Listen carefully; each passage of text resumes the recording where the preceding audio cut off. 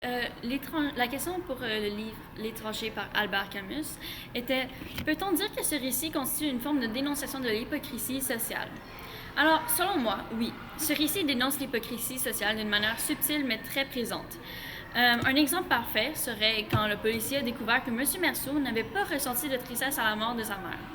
Donc, en effet, pour mieux expliquer, suite à la mort de la mère à M. Merceau, plusieurs personnes ont avoué aux policiers qu'ils l'avaient vu, M. Merceau, aux funérailles ou juste en général, et ils trouvaient qu'il semblait avoir un manque de sentiments et d'émotions envers, genre aucune tristesse ou de compassion envers la mort de sa mère, et cela semblait un peu bizarre selon eux. Ils trouvaient ça incroyable que quelqu'un ne pouvait pas ressentir de tristesse après la mort de leur mère. Alors, le policier, quand il a découvert ça, il a voulu empirer la punition du crime à M. Merceau, puisqu'il trouvait que le criminel était en manque de compassion et cela le rendait inhumain et une mauvaise personne. Donc, pour mieux expliquer, le policier, en fait, il croit que M. Merceau, après avoir vu comment il avait réagi et quel type de personne il était, il trouvait qu'il méritait une punition pire que ce que la loi disait selon son crime et a voulu essayer de l'empirer. Alors, en fait, M. Merceau, à place de recevoir une punition qui suivait la loi, ça a comme un peu fini avec il a comme un peu fini avec la peine de mort. Donc, cela me semble un parfait exemple de l'hypocrisie, parce que c'est comme on ne suit pas nécessairement la loi, tu sais. Donc, c'est ça.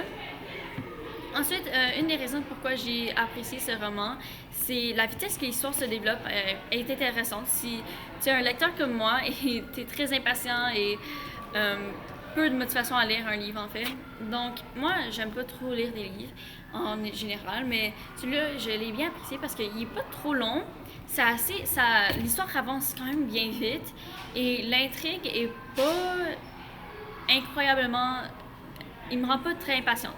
Donc, en effet, ça demande pas beaucoup de réflexion au niveau du crime, plutôt du mental, et cela je trouve que c'est une nouvelle perspective moins fréquente dans les romans et on connaît assez vite les éléments déclencheurs et la suite de l'histoire. Donc, en effet, euh, l'histoire se développe vraiment vite. Par exemple, un exemple parfait, ce serait que l'auteur, quand il raconte le crime, il n'y a pas vraiment d'intrigue puisqu'on sait déjà toutes les questions importantes comme qui, quoi, comment, pourquoi, où, quand.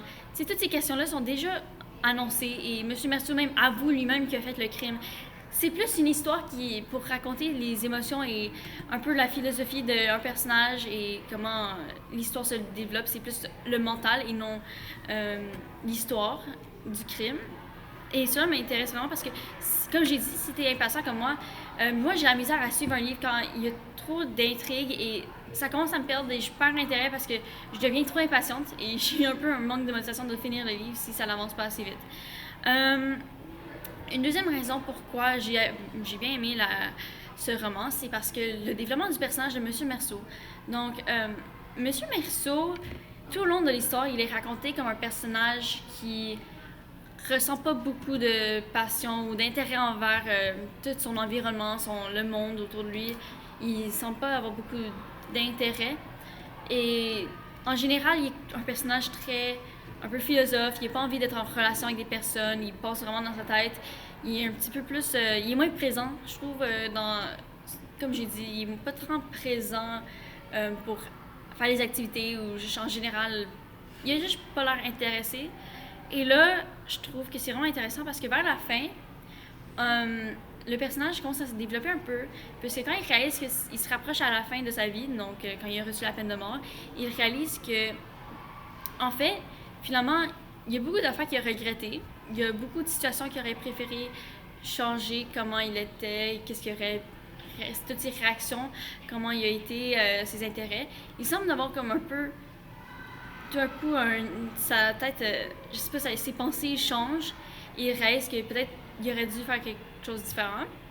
Et un exemple, une preuve de cela, c'est que à la fin, il parle de comment il commence à comprendre pourquoi sa mère, quand elle était à la fin de sa vie, elle avait fait certaines affaires comme, mettons, avoir un fiancé ou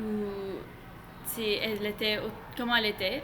Donc, il prouve que il réalise comme pourquoi elle était comme ça maintenant.